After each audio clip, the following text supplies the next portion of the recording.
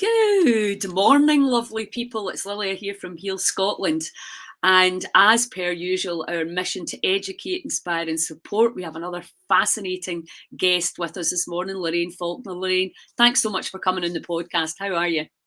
Thank you very much for having me. Yeah, I'm good. I'm well. I'm enjoying the non-rain in Glasgow, so I'm quite happy. I think we're all ready for some warmth and some spring, aren't we? For sure. Yeah, even my kids were saying, when's it going to start getting warmer, or why is it not sunny this morning? Yeah, absolutely. So, Lorraine, I know that you went on like a lot of us, I think, that are in this healing world. We've gone through all our own traumas, health-wise, etc. And once you navigate your way out the other side, you really want to help and inspire others, and also to save them the time that it took, because most of us, it takes a long time and you're fumbling in the dark a little bit. So can you start just with telling us about your own healing journey, what happened and how it manifested? Absolutely. I think you're hit the nail on the head there. I think we've all got something, and it does, you are stumbling in the dark for such a long time. For me, my symptoms started when I was a late teenager.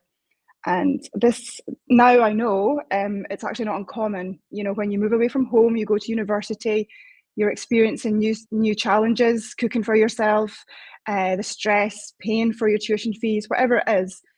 These all things kind of build up in you. So when I was in my early 20s, that is when my symptoms seemed to just escalate.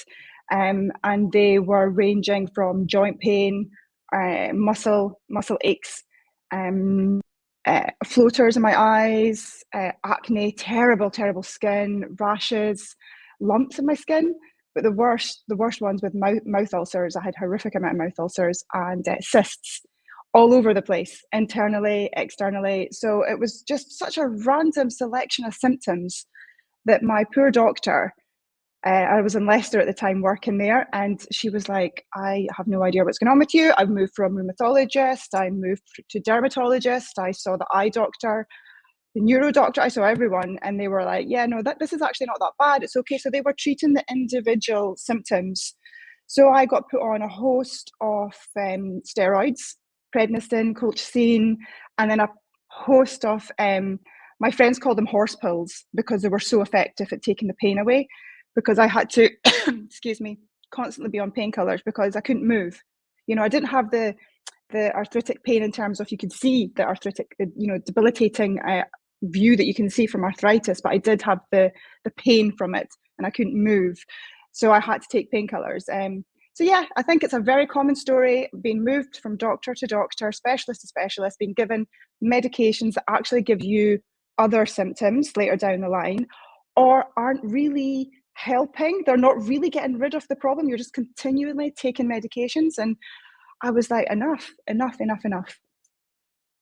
Yeah, good for you. And I think that's the thing, we can push the current problem into we can push it away, but create something further down the line. And I think that's something that a lot of people are waking up to now. And I think also that it seems a bit crazy, probably to you, but certainly to me as well, that you would ever just isolate one part of the body in terms of ENT without looking at the gut, a shoulder without looking at all the other emotional stuff that can go, it's bonkers the way we do it right now and the way it's still being done. And I don't blame anybody for that. It's just the way it's evolved. And, and now even with the Heal Scotland movement, I'm pulling in lots of different minds and skill sets, because it's actually impossible to learn everything yourself that you need to know. You need to call in other points of views and angle expertise.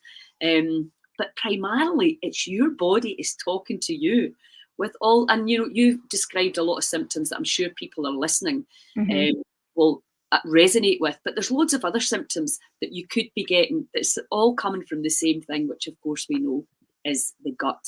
And if you don't have any clear digestive issues, and if you don't have any bowel issues, that are debilitating, you may not understand that your gut, is still, any permeation that we have of any area of the digestive system can cause absolute havoc.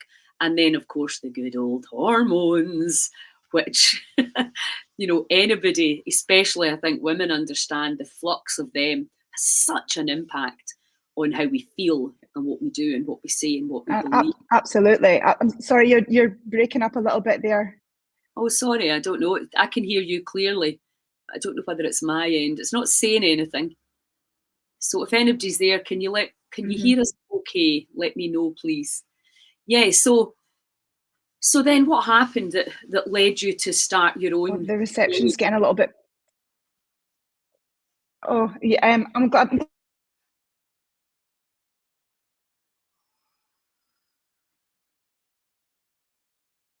Oh, Lorraine has disappeared. Is there anybody there watching this? I can see there's a few people watching. Can you let me know if you can see me, hear me? What's going on in the outer verse? Oh, there we go. Can you hear me? That's it. Yeah, you got a bit robotic by the end there, but I did catch what you were saying in terms of you might not have any digestive systems such as constipation or diarrhea or bloating or cramping, but actually things like anxiety, depression, brain fog is a big one. So, people might not have any of the classic what you think are gut issues, but they do have manifested for them a little bit differently in their body that's unique to them. And obviously diet plays a huge part in that, and stress and sleep. Yeah. So what made you eventually go, I need to look at this myself? I'm not getting success with all these, different points of view. You're still suffering all the same symptoms. So what kind of the catalyst? Yeah.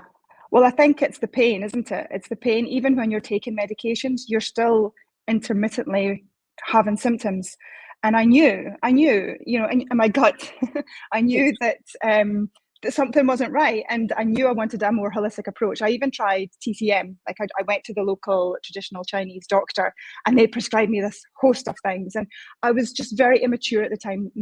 I just wanted to find something, but I didn't know what I was looking for. So I was trying everything. And even before my doctor, she was like, well, I think you've got something called Behçet's disease, but I'm not sure. You could have Crohn's or you could have Behçet's. And I thought, how random, how, and you're giving me these pills for something that you think I might have. So it was quite terrifying. So I just didn't like that approach. But I did have all the symptoms that ticked that you could have this. So I thought, okay. But even as a little side note, when I lived in China for 15 years, got back last year, and even the doctor in China, which it's actually a Silk Road disease because people coming from Asia, coming across to Europe, it was kind of brought over from that direction, if you like. And so that's why it's called Behçet's, after the Turkish doctor that discovered it. He said, no, you don't have Behçet's. He didn't even look at me. He didn't examine me. He didn't do anything. He said, it's so rare, you can't possibly have Behçet's. And I thought, well, if you're going to undiagnose me right now, even it took me years to get diagnosed, can you just take my name so that I can claim this on the insurance then? Because at the point in time, I couldn't claim anything on the insurance. I thought, well, okay, then I can claim me on my insurance. So I was so frustrated that this flippant comment came out. But anyway, I'm digressing. So I was just fed up. I wanted a holistic approach. Yeah, this is the journey that everyone that's gone through the autoimmune, just let's give it that wide term, goes through. Of frustration, and then you go home, and then another few months pass, and then you try, and it's so confusing, and it's so depressing as well, because you feel that what you're doing is not working. Often because you don't understand how long sometimes you have to persevere to get the body to respond and to rebalance your ecosystem. So yes, so carry on. So tell me where you went. Absolutely. Yeah. So then I was just fed up. I was fed up, and I just wanted to have a root cause approach. I was like, okay, something's causing this. So then I just educated myself. So I studied to become a health coach. So I did this 1-year course, which is great. It was really good. I studied through the IIN, which is the Institute of Integrative Nutrition. It's an American body. It's much more common in America to do these kind of courses, but I know it's growing here in the UK. The course was great, but it's too generalized. It covers everything, and It helped me, but it didn't really tell me what I needed to know. So then I focused more on hormonal health, because I was noticing, menstrual cycle getting a bit out of whack, moody at certain times of the month, fluctuations that were I knew shouldn't be there. But I think as women we're told that, oh yeah, it's that time of the month, you expect to feel moody, it's all common, it's all natural. Or even worse, I had a client recently, and she didn't want to go back on the pill, but we knew that the doctor was going to put her back on the pill for her cramping, like her stomach, her PMS, like, her cramping, her pain, her moodiness, because the first go-to in the toolbox for your GP is go on the pill. So I prepped her beforehand to say this, and this, but it didn't matter, because they have a 10-minute window, and that was what he knew, that was what he said. And she's like, I don't want to go on the pill, it made me feel like this. Yeah, he still said you should go on the pill, so she just walked out. But anyway, so then I focused on hormonal health, and then I went to see a functional medicine doctor. So even though I was educating myself, I still needed direction, I still needed help. And I thought the only way I can do this is to get tested, get my hormone panel tested, my gut tested, whatever it needs. I didn't know. So then I went to see her, and she was great, an Italian lady who worked in Shanghai. She's now in the States, and she did a full health history. Now, she wasn't so concerned about things that I was concerned about at the time, because my acne was terrible, awful, and my joint pain was terrible. She was like, no, we need to focus on this. So she was, after receiving my blood test, was like, no, you actually need to focus on this, because the worry with you is, Lorraine, you've got an autoimmune disease. You're very susceptible to dip down that hole and get another autoimmune disease. So she helped educate me a lot. But then I decided to narrow down to gut, because then I discovered that I had leaky gut.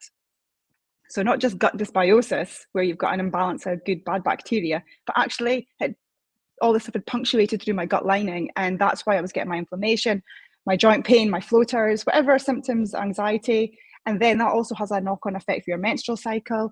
Sleep, I wasn't producing melatonin. It wasn't kicking in at nighttime. So I was lying awake. Why am I not sleeping? So she helped me through all these things. And then I eventually was able to come off all my medications. And now I don't take any medications at all. I'm symptom free. I do take supplements as and when needed, when I feel like my body needs them. But yeah, so now I've put together all, combined with my training, combined with my experience, and combined what's working with my clients, a protocol. It's a 12-week protocol that helps them manage their symptoms so that they can be pain-free, and a lot what I hear is so that people can live their life again, actually do things, even housework, even take the kids to the park, whatever it is, they can feel normal to a certain extent. And can you tell me how that 12-week program works? Is it online? Do you have to? Yeah, so it's online. It can be like this. It's if anyone was in Glasgow, obviously I could meet them face to face. But generally speaking, we're online. It's 12 weeks, so we work through 3 months. We get together once a week, and it's not a linear process. I've got like 3 steps, but we're not built like that. But it just helps to make it clear to potential clients what I do. So the first phase is we kill, and we're killing. So what we're doing is we are getting rid of all those harmful, bad bacteria, pathogens, things that are, you're consuming. It could be your environment, it could be any toxins, because your liver's working harder than it needs to, and it's directly linked to your gut. So we're killing.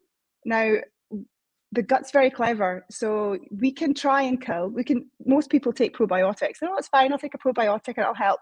Most probiotics don't reach it to your gut because they're full of fillers, or they just can't make it through the stomach, or they actually don't really get to do an efficient job, because you really need to kill not only just the bad bugs, but you need to kill the biofilm that they create.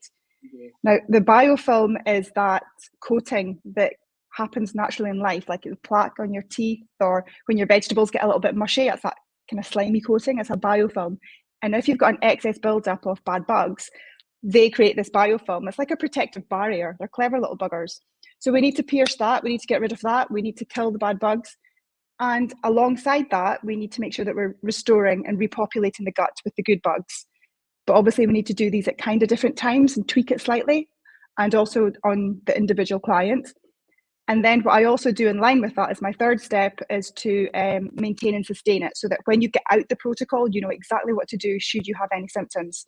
But effectively, it's an elimination diet. It's an elimination diet because there's lots of diets out there for gut issues and SIBO or whatever, you know, gastric gut, whatever type of gut issue you have. And they can help. But the best, my experience and what I did and what I'm finding with my clients, I feel the best way is an elimination diet, because then you can find specifically the diet that works for you. What are your trigger foods? What you should avoid? And then maybe later down the line, you can reintroduce these foods in moderation. But it's basically an elimination diet. But the biggest factor is, you know, I'll be with you each step of the way. And I think that's where people need the most help. People know what to do. They know they shouldn't be eating certain foods, or you know, they should be sleeping more than what they are, or they should be trying to manage their stress. But it's the accountability and the support that you would get throughout the protocol that I think is the most valuable. Yeah, and I mean, it's essential for most people. Absolutely essential is the support, and as you say, the accountability. I'm meeting you again next week, and now we can, you know, and we can discuss. And also, you know, if you're having any kind of detox symptoms, which, you know, can vary greatly over different bodies, people think, oh, it's not working, I'm stopping, because I feel worse, because they have no understanding of the Hertz reaction and of the liver, you know, being overloaded, etc. So you can obviously talk, and that's what I do with a lot of my clients, although I tend not to work one-to-one so much just now, but that you definitely have to explain over and over again, this is part of the healing, it's part of the, you know, you've got to keep going, because it can get very, very, well, boring, I suppose, and a bit depressing, and you lose that kind of hope. Whereas, and also, I don't know if you find this as well, that we've just been totally programmed to think a pill can make you better in an amount of days. And, you know, we know even the training I'm doing with a doctor in Canada, they're talking about Candida. You're looking at 18 months to truly get that ecosystem back. You've got to keep at it, because it's like a diet. I mean, it's just like exactly like losing weight. You stop doing the things that got you where you went to go, you're going to get what you always got. And I think that's even from a Scotland perspective now. It's like an hour with me, of course, I will make you feel better without a shadow of a doubt. But then that's 1 hour out of the whole week. You know, what you do the rest of the time. So it's that time in between that we're really now is key. What are you doing? And, you know, you definitely need a guide. I think most people do. As you say, you know, it's dead obvious. There is absolutely no healing diet that's got white sugar and white flour in it. So you can search the internet till your heart's content, looking for the diet with white sugar and white flour, but you ain't going to find it. So, you know, I always say, just take the white shite out, and you're going to, at least you're starting. And that leads me to my next question, which is sugar and simple carbohydrate addiction. How do you manage that?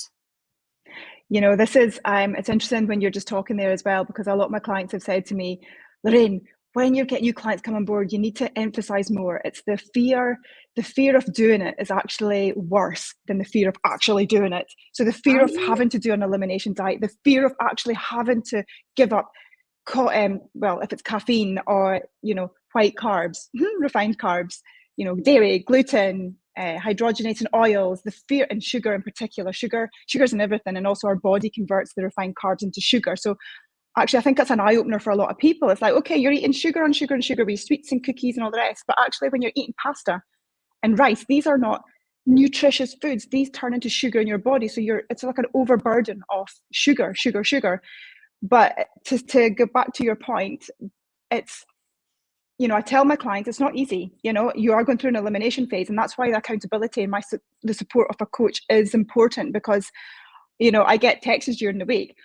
What will I do here? How is this? I'm feeling. I'm like, you got it. You know, don't worry. And so it's just having that support. But it is the fear of doing, the idea or the thought of doing it is actually worse than doing it. And after you get through a week, 2 weeks, people, you start to feel better. In fact, I had one client after 1 week, all her symptoms had gone. And she just needed help with, I need ideas for food. So, you know, I've got my recipe bundle, and, you know, that's what we can work on together, meal planning, and then I've got another, and then I think it was that week 8, she was gone. She was like, okay, she could have effectively left the protocol because she knew how to reintroduce foods very carefully. She knew how to listen to her body. But sugar is a big one. For some people, it's nut butter. For some people, it's coffee. For some people, it's something else. But another thing that I'm also finding is they don't want to, you get to a certain point by week like 4 or 5, you do not want to put something in there that's going to contaminate all the good hard work that you've done. And you're like, well, hang on, I'm feeling great. I've not got that brain fog anymore. I'm waking up feeling a little bit, I jump in my step. They don't want to feel how they were. And they know that if they eat these foods, that it'll make them worse again if they don't have that routine for sleep, if they don't understand stress and the gut brain connection. It's just understanding the theory behind it as well. So this is what sugar does. This is what stress does. This is what sleep does. And for instance, I just posted the other day about sleep. You can have lots and lots of different sleep issues. You might struggle to fall asleep. You might wake up in the middle of the night. You might have a 8-hour sleep, but wake up feeling knackered. There's different reasons why you might have those different sleep issues. And it could be to do with your stress. It could be to do with digestion. It could be to do with anxiety. It could be a host of reasons. So it's trying to pinpoint what you have and dealing with it and finding ways to deal with it. And I also cover how to break old habits and start new habits, because we want to make sure this protocol is sustainable. You don't need to come back to see me again, or you don't need to go into another protocol. You know what you need to do. You've got the tools in your pocket. Pull them out. Yeah. What techniques do you use for that? So actually there's a guy called James Clear, and he has written this amazing book on how to break old habits and start new ones. So he gets full credit for some of the material I've taken. And there's also techniques that you can use. So it's even saying things out loud and being very specific about it.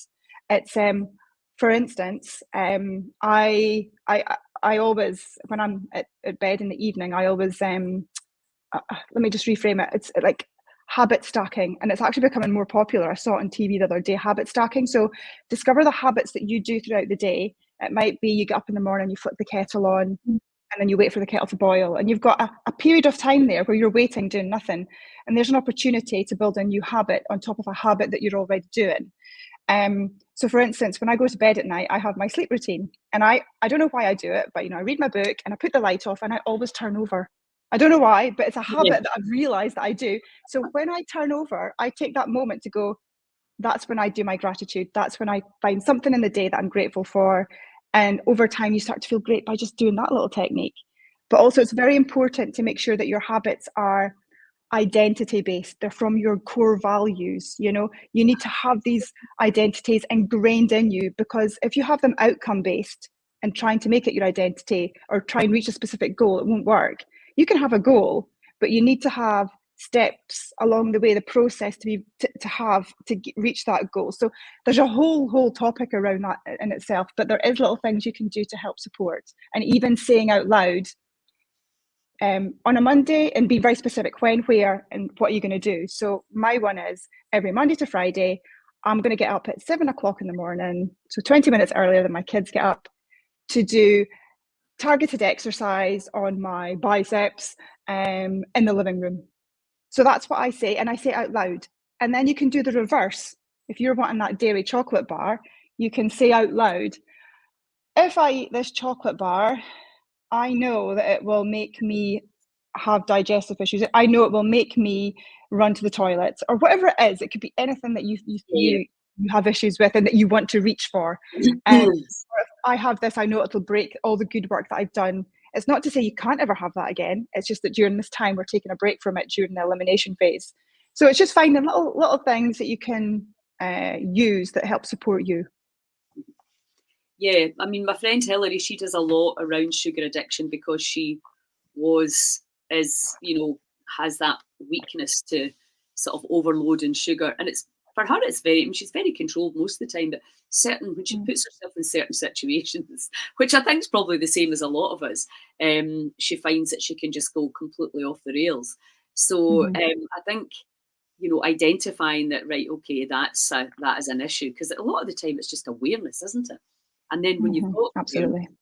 But the other thing that I would ask is, because a lot of people, when they're in obviously, I'm big about letting go and your emotional state, and trying to make decisions from a very low vibratory state where what's the point?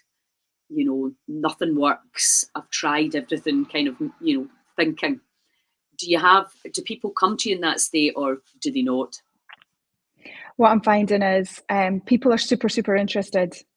They really want to go on the you know, a gut health protocol. They know that's what they need to do, but they make excuses for themselves not to do it. And what I'm finding is the people that are actually coming on board are people that have reached that point of that low place where they're like, I actually can't live like this any longer. They've reached such a breaking point. So what I'm trying to encourage people to do is not get to that breaking point where you're at such a low. But I think people are like, oh, I'm not that bad, I can deal with it. And everyone has this. And I'm older, I'm supposed to have joint pain. Yeah. No, you're not. No, you're not supposed to have brain fog. No, you're not supposed to be like this, unless there's another diagnosis down the line that for whatever reason. But generally speaking, 90% of the time, you're not supposed to be in any pain or discomfort. You should live to a long, healthy age without any pain. It shouldn't be accepted that the last 20, 15, 10 years of your life, you're going to be bedridden or arthritic or, you know, but I am finding that people wait until it's at their specific breaking point, and then they're like, right, okay, Lorraine, let's do it. I'm like, okay, let's do it. I was talking about this to my friends. You know, I mean, they have it like with the AA and the Al-Anon model, how people, you know, that are living with people with addiction, and don't enable them, because it's almost like you have to get to that dark night of the soul, Mm-hmm. and then you make a choice. I'm helpless, or I'm powerful, but I just don't know how to take my power. So it's almost like sometimes you have to reach that point. Mm-hmm. And like you, I'm big into prevention. Don't wait. You know, Joe Dispenza always says that. He's like, why are you waiting for the biggest cosmic boot up the behind? Why just take action now? And even my friend Jen was saying that, you know, the guy she markets with, he'd said, look, don't try and sell prevention because nobody's really interested. But you just actually think now, I think there's a big shift in consciousness. We're seeing a lot of people getting very sick, and we're going, I don't really want that. I do not. You know, I'm absolutely with you on the whole. The dehydration is another story we've taken on. It's just, you know, too much toxicity and not enough water and nutrition usually. And obviously there's all the emotional stuff, etc. But we have a massive power to impact that and to minimise that. So I think, you know, I noticed when I ran the community, ageing is just another label for dis-ease. And it's almost like, I don't know where the turning point is, but you kind of go to a point and then it's all downhill from there. Yeah. It's just like, why on earth did we buy into that? You know, just not understanding we're committing so many daily sins against nature in all her, you know, glory, the elements. We've taken ourselves inside. We're overloaded with information. The food chain's just been destroyed. The water is not natural water. You know, it doesn't have the life in it. And clearly, if you do that long enough, the body's going to, you know, is under enormous pressure and stress. So therefore, if we reverse all of that, what do you recommend in terms of water? Well, water is quite important, especially chlorine. What's in for the guts specifically. So, I've not got one here. We've just bought this house, so we're doing it up. So I'll be getting a reverse osmosis machine put in there, and that's what I had when I was in Asia. And in Shanghai, you couldn't. I mean, you could drink the tap water, but let's not, right? So I did invest in a reverse osmosis machine, and it was one of the best things I did. Here at the moment, I've just got a Brita filter to take out, because that's doing me and the family day to day at the moment. But yes, as pure clean water as you can. There's obviously other things you can do, like the activated charcoal, but I would recommend a reverse osmosis. And I think there's another brand that you can have, and I can't recall. But obviously you want as much clear, pure water going inside you. And also what I'm finding is people think they're drinking a lot of water, but they're not. So they are finding that, for instance, if they've got bowel issues, that they're like, oh yeah, I'm drinking more than I ever did. And, you know, coffee and tea, that's included in your intake. But even with that included, I'm like, oh, you need to drink at least another 2 glasses there. Just always have something on the go that, you know, that's there available, and sip on it throughout the day. Journal what they're eating and drinking. Yes. Now, food diary. Now, for not a lot of people love a food diary. Okay, but for the elimination phase, in fact, especially for not so much the elimination, because they've got a food list. And what they need to do is, even this food list, even if it's healthy, real food, like for instance, cauliflower, some people can have horrific consequences if they eat cauliflower. They might get bloated and gas and whatever. So even though it's a safe food list, you still need to discover what your safe foods are. So I do recommend a food diary. I give them a template, or you can use your own or whatever, you write it down. But the food diary, I'm finding, is more important when we start to, you know what your baseline is. You're on the guts or the elimination diet for at least 30 days, and you need at least 30 days for that to reset, or your symptoms have gone as low as you think they're going to go and plateaued. So for instance, you're never going to heal everything in a 12-week protocol. You're never going to heal everything. But if you get to a plateau, for instance, I've got one client who bloating was her number one issue. She's like, I'm fed up, I'm bloated constantly. So it's gone down. We are saying about 90% her bloating's gone down. There's still that 10%. By the end of the day, that it's a little bit there, but nothing like it was before. And she's been like that for 2 weeks. And I'm like, right, we've plateaued.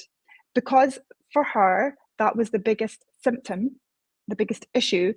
You often find that that's the last one to go, or that's the last one to ease down and take its time to get out the system and to regulate itself. As you mentioned earlier about candida, I'm never going to clear someone's candida gut, but if you do this, and this is, you're on the right path, you're on the right journey, and you know what to listen for, you know what to look for. So it varies individually, but yes, absolutely a food diary, especially when you're coming into the reintroduction phase and how we reintroduce food. It's very, very, once the client does it 1 or 2 times, I let them get on with it. So I see them through the first, so you introduce a new food, you wait 3 days. And then by that point, your gut is so clean and so neutral baseline that you'll probably have an automatic response within 30 minutes to an hour. But it can be up to 3 days because we're all different. So we leave that 3 days. After 3 days, no symptoms, we try it again. And then if there's no symptoms, we can move on to the next food. If there is symptoms, we stop that food. And it's not a food group. I'm not saying bring in grains. I'm saying no. It's one. Yeah. No. Yeah. I think for me anyway, a food journal is essential because again, Dr. Deb, she's always saying we're not treating people, we're training them. And you're training people, and you're clearly doing that as well. You're going, here, do this, I'll support you through the 12 weeks. Now you know what to do, you can do it yourself. Yeah. And that's what we need to be empowering people. There's so many people that need help, and they need to be empowered to know that they can do it themselves. We've actually turned food into this hugely controversial, confusing, overwhelming thing. It's just like, how on earth did we get here? This is crazy. And, a lot of foods that we know are healthy, like cauliflower, you just mentioned there, eggplant, for example, aubergine, that can kick people into a real reaction. Whereas if you had a completely healthy, normal gut, you wouldn't be having issues to the food that was provided by nature on your land in season. Absolutely. It just wouldn't happen.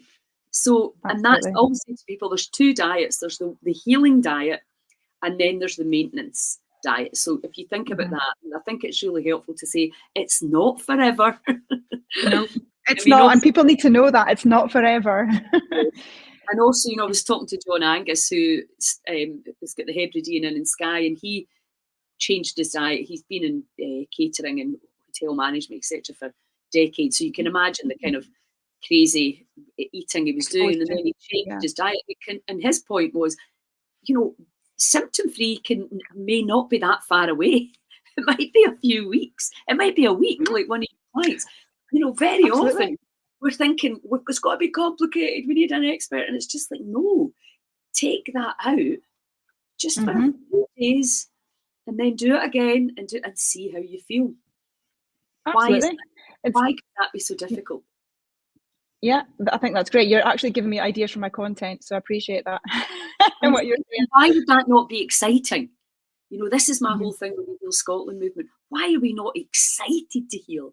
Excited to have clarity? Excited to have tons of energy? Excited to be pain-free? Why do we make that such a chore? I think we accept it. And I think, as you said, we think it's a bigger challenge than it actually is. but it's really not. And I think there's the problem. A lot of it is, and what I'm hearing is there's so much conflict and confusing advice.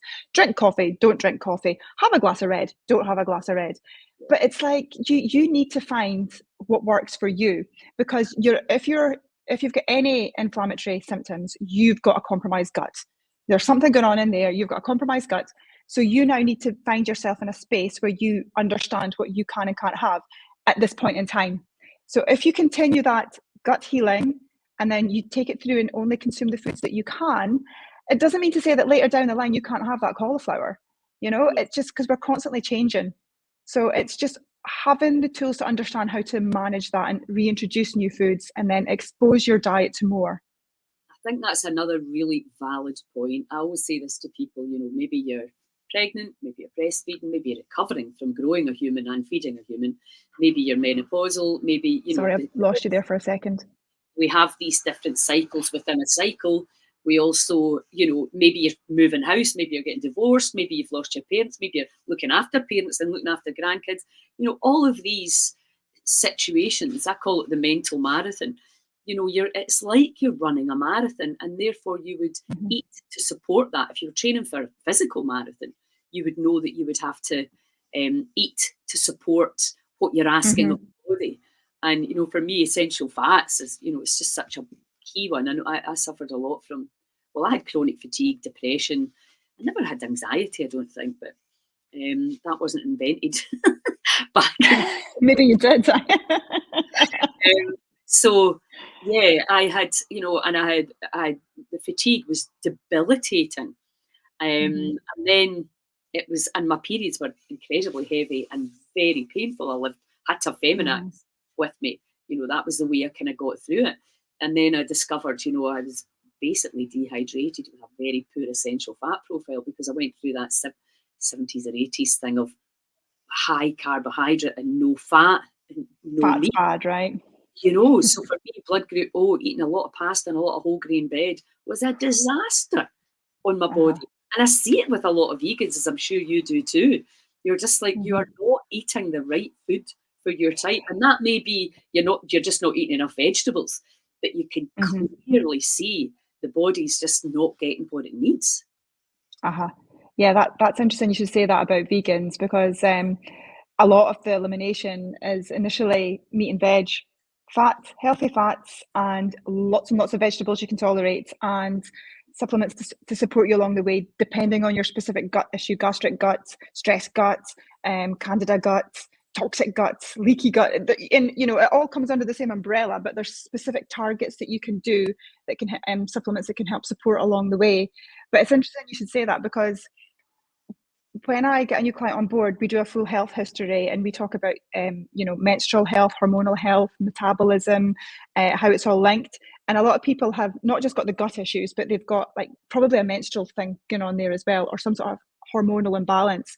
But what I've found is by the end of the elimination phase, or by the time they get to week 6, 7, they've all lost weight.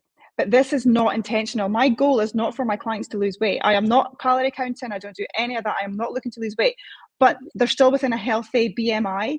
Their brain fog is lifted, their anxiety, their depression. They're not just have they lost weight, but they're feeling healthy on it. So it's not like they're underweight, or they're feeling, oh my goodness, I'm so lethargic, I'm falling asleep, I'm dizzy. None of that, or dehydrated. They feel good on it.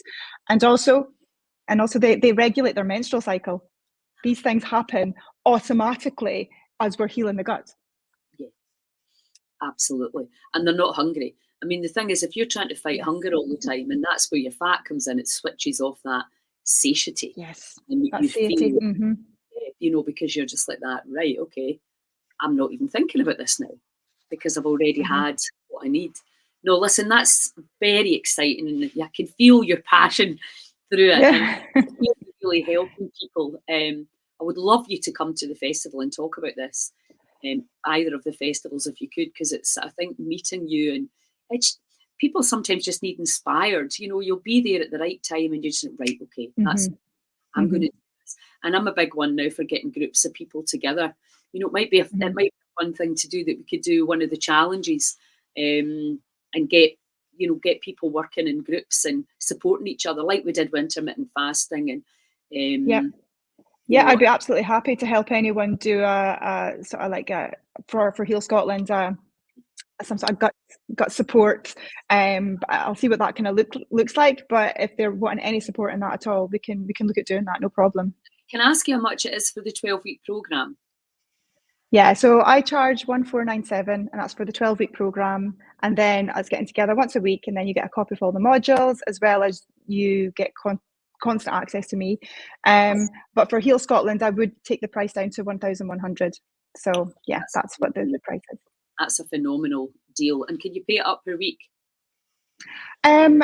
You can pay in full, or you can do part payments on a month. So ideally for the month. So for the 4 weeks. So then it's broken into 3 separate payments, if that helps support. Yeah, absolutely. And then you know where you're going. You know you're going to get there, and you're not, on buying this, that, and the next thing. Because we, No. I don't know if you saw John Watt, the Scottish guy that was badly injured by the vaccine. He said he reckons he spent about 40 grand on all different things trying to heal himself, and that's. I mean, I've never counted it up. But by the time you do courses and buy supplements and gadgets and, all the stuff, there's an amazing amount of stuff in there. But I mean, sometimes you're throwing a lot of your money away. So I really like Absolutely. that. Absolutely. And I think also just the time, people's time costs money, and they want to make sure that they're investing their time, because you spend so much time at work. You want to, when you're at home, relax and enjoy it with family and friends. It's for me, it's also the time. Just that's precious. That's something that's a huge commodity that that people use as well. Because that's really one of the reasons I stopped. Because also, it's just so many other things on right now, but people need that access, and I basically, I just can't do all of that and do all the other stuff at the moment, and that's why I want people to start working in groups and supporting each other. So what's the best way for the listeners to contact you? I'm on the Heal Scotland. They can find me here, or Instagram, Lorraine_Faulkner_, or LinkedIn. These are the 2 platforms that I use the most, mostly Instagram. Or they can find me here. What's your email address? lfaulknerhealthcoach@gmail.com. Let me just put L. Do you want me to write it in? You could. Can you, if you can see the.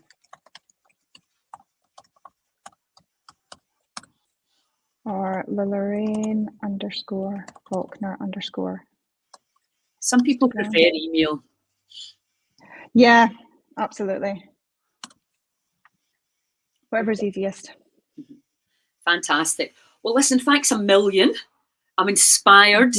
And it's like a brilliant 12-week program. And I would love you if you can come. I know you're busy and I know you've got kids, so it's not always possible, but great to have you there live, because we're just creating this phenomenal energy right now, and people are really showing up, really ready and willing to, take back control of their health. It's a very exciting, but equally mental time to be on this planet. It really is. And one thing that I have noticed coming back to the UK is, and because I was stuck in China for a long time, I couldn't get back for 4 years. And between that 4 years and then coming back last year, so from 2000 and where are we? So we came back last year, but so 4 years before that, what I'm finding is the amount of restaurants that I'm going into that are asking you allergies, intolerances, whereas this was like 4 years ago, there was nothing about this. So I know it's from they're covering themselves to make sure nothing happens to them.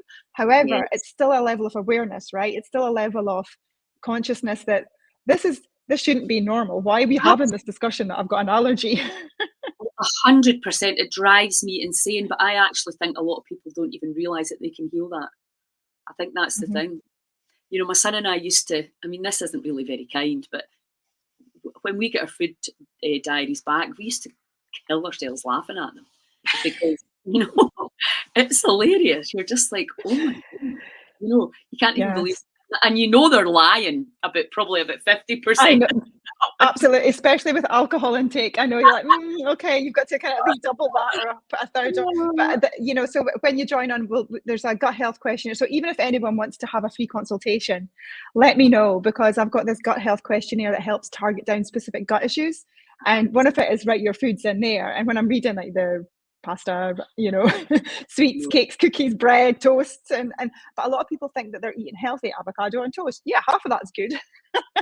But you know, but sourdough bread as well. I mean, the thing is, you know, I love sourdough bread, but it's a bit like pasta. There's so many different ways you can make it, that some will be decent and others you might as well just buy the pan loaf out of the shop. It's and also, if you've got histamine issues, sourdough can cause great problems. And if you've got histamine issues, that could be your problem, not necessarily specific digestive issues or gut issues. Well, it is a kind of gut issue, but it's a histamine response in your body. So it's finding, oh, actually, you've got histamine issues. This is what we need to be looking for you in your diet that we need to be looking at. So if you think having sourdough is a good alternative, it can be for some individuals, but it can actually make it worse for other individuals.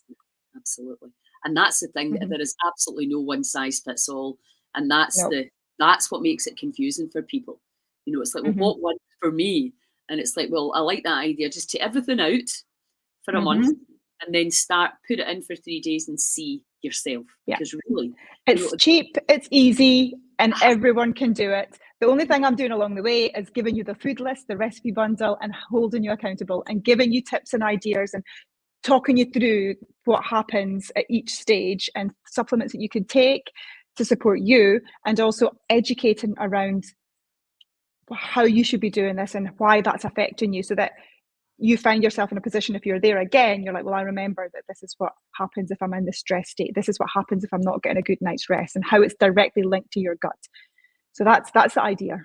I know, and it's the fact that we are so powerful but so unconscious that we're having such an impact on the body, and that's the exciting thing. It's just like waking up to what you're doing and understanding you can make these changes and really discover, because I really believe we're going to have to. I mean, our NHS is crumbling right in front of our eyes, and you know, we're going to have to learn to look after ourselves better, because the waiting lists are getting longer and bigger. People are breaking down, and it really is time for change. So, and I think, you know, we've got all this amazing, I've got a Quest9 biofeedback machine, I've got a biofield resonance, I can read all this information and tell you thousands of information that your body's holding, but it doesn't matter. What matters is, what can you do? And for most of it, what can I eat for breakfast? A lot of people now are going to 2 meals a day with intermittent fasting. Yeah. But give me 2 or 3 great options that I can eat through the day. That's actually what people need. And then just eat it. Just eat that. It is. And I think people there, you know, I had one client who was like, oh my goodness, 5 weeks ago, if you told me to not eat bananas, I would have like tearing your hair out and screamed at you. Whereas now she's like, I didn't even tell her anything. She just realized that bananas wasn't serving her. So, and she wasn't sure if it was causing this issue. So she just took them out. So she was like, I would never have allowed it. Because she was so like regimented. This is my way of eating. This is how I do it. And that's the great thing. You see people just evolving from a mindset, like really taking the love and the time and the care to look after their body, and not put something in there that's going to, all that hard work that you've done, all that. It's like, not even the hard work. It's I just don't want to do that anymore. I'm done doing that. I just don't want to feel like that anymore. You're a bit like, oh, I like this feeling. I don't really want to actually put anything in the body. You feel so nice and clean. But you know, Carolyn Mays, before we finish, Carolyn Mays said she was a psychic intuitive, and she read for 10,000 people over the years. And she said, out of 10,000, one person said to her, is that all I have to do to get well? 1 out of 10,000. And you're just like, what? And it was an AIDS case, the first time she'd ever seen AIDS. And this young guy, he was just like, right, okay, no problem. And he's now a lawyer, and you know, it's amazing.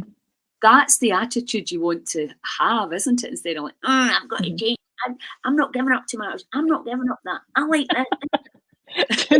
Do you know what I'm doing actually? It's I do my little cleanse, especially after Christmas and New Year. You know, you had your fasting. Uh-huh. January's too soon for me personally, so I waited until Lent. I use Lent as Yeah. my uh, Uh-huh. because it's always something I did when I was little. So it was something I'm like, do you know what? I'm going to use Lent. So I'm you know, giving up alcohol and a whole list of things, and I'm sort of resetting my gut at the moment as well. So it's great. So I'm going through it with my clients at the same time, That's which a is great good. process because, you know, I've I suffered from candida for years and I didn't know that that was actually the problem that's causing all my symptoms. But I also have to keep an eye on it now. If I take my eye off the ball, you know, I can feel like you're getting out of balance again. So I think Mhm. that's the whole thing, isn't it? You're a work in progress, but then you can understand. For me, fatigue's a big key. I'm like, oh, you're crazy tired. Your gut is clearly needing some attention. You know, for some people it might be the bowel movements, for other people it might be the skin. You know, so that's the thing. It's just seeing or feeling or hearing. Right? Okay, there's, you know, I need to take some action right now. So yeah, listen, it's fab to talk to you, and I could keep you Mhm. out here all day. So Yeah, let's have a chat soon about how we can take this forward and get this out to our brothers and sisters all over the country and get everybody's brain fog cleared, gut issues cleared, and really on that path to much greater levels of vitality. absolutely, Thanks a million, Lorraine. absolutely. Well done in all the brilliant work you're doing. Chat soon. Well, thank you so much for having me. Thanks, you. Bye bye.